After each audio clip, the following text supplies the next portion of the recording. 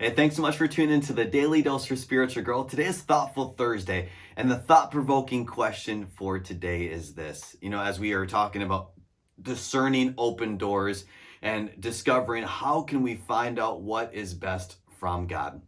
Have you ever considered this? Just because it's a good opportunity doesn't mean that it is God's opportunity for you right now at this time. For example, I'm going to be reading in Acts chapter 16. This is where Paul and Silas were imprisoned. They were in prison, wrongfully imprisoned, and they were imprisoned for sharing the gospel, spreading the good news of Jesus Christ right here. And just that right there, I mean, you have these two guys that had every opportunity to blame God, every opportunity to have a victim mentality. And this is how they respond as they are in prison right here in verse 25 of chapter 16 in the book of Acts. About midnight, Paul and Silas were praying and singing hymns to God, and the other prisoners were listening to them.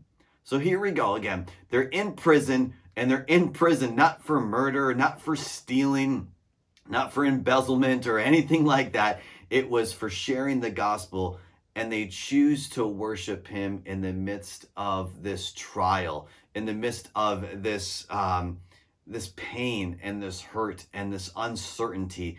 They choose to worship. And all the other prisoners here. And verse 26, suddenly there was such a violent earthquake that the foundations of the prison were shaken. At once, all the prison doors flew open and everyone's chains came loose.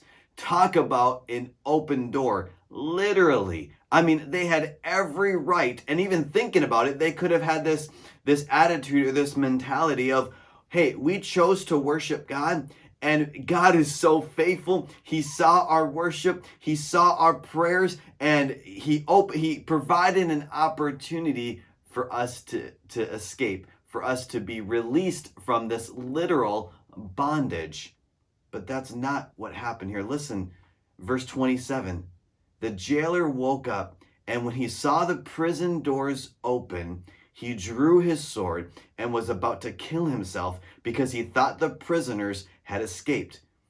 And he did that because his life now would have been done, because he didn't do his job. His job was to protect and make sure that all the prisoners were kept safe in their cells. And when he realized that, he was going to kill himself. And this is what Paul shouted out, verse 28. But Paul shouted, "Don't harm yourself. We are all here."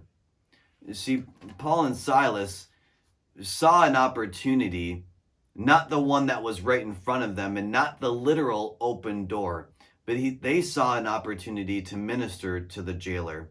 And what happens, and I want to encourage you to read the rest of the chapter, what happens is that Paul and Silas now go and minister to that jailer. They go to his household. He gets saved, and his whole household gets saved.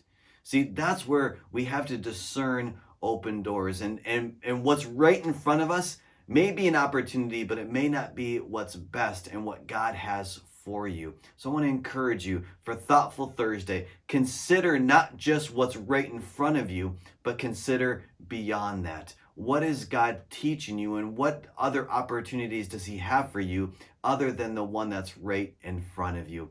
Hey, I want to thank you so much for tuning in. Make sure you tune in tomorrow for another Daily Dose for Spiritual Growth.